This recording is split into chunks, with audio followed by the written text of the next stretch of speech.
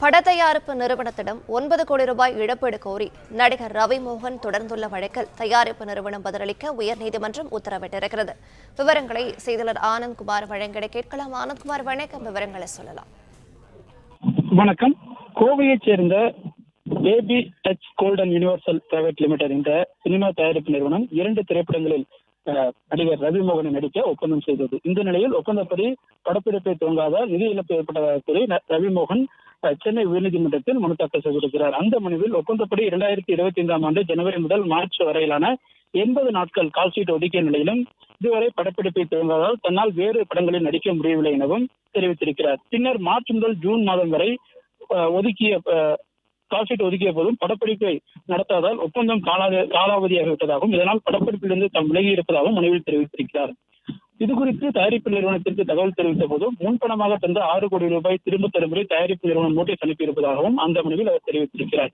இடைப்பட்ட காலத்தில் Baby Touch Gold Universal Private Limited தயாரித்த சென்னை சிட்டி கேங்ஸ்டர் படத்தை தயாரிக்கும் வேறு படத்தையும் தயாரிப்பு நிறுவனம் வேறு படங்களை தயாரிக்கவும் விற்பனை செய்யவும் வெளியிடவும் தடை விதிக்க வேண்டும் எனவும் தனக்கு ஏற்பட்டு 9 கோடி ரூபாய் இழப்பீடு வழங்க உத்தரவிட வேண்டும் எனவும் கூறியிருந்தார். இந்த வழக்கு நீதிபதி அப்துல் குத்தூஸ் முன்பாக விசாரணைக்கு வந்தது.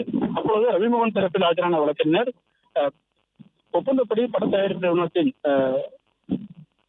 தொடங்கியதால் தனக்கு இழப்பு ஏற்பட்டதாகவும் இருப்பினும் முன்பணத்தை தான் திருப்பித் தர ஒப்புக்கொண்டதாகவும் ஆனால் 7 நாட்களில் முன்பணத்தை திருப்பித் தர வேண்டும் எனவும் வேறு படங்கள் நடிக்க முடியவில்லை எனவும் அவர் தரப்பில் தெரிவிக்கப்பட்டது. பட தயாரிப்பு நிறுவனம் தரப்பில் ஆஜரான மூத்த வழக்கறிஞர் PS ராமன் இந்த மனு விசாரணைக்கு உகந்ததல்ல எனவும் ஒப்பந்தத்தை மீறி நடிகர் ரவி மோகன் பராசக்தி படத்தில் நடித்திருப்பதாகவும் தெரிவித்தார். இருதரப்பு வாதங்களையும் கேட்ட நீதிபதி மனுவிற்கு பதிலளிக்கும்படி தயாரிப்பு நிறுவனத்திற்கு உத்தரவிட்டு வழக்கினுடைய விசாரணையை ஜூலை 23ஆம் தேதிக்கு தள்ளி வைத்தார்.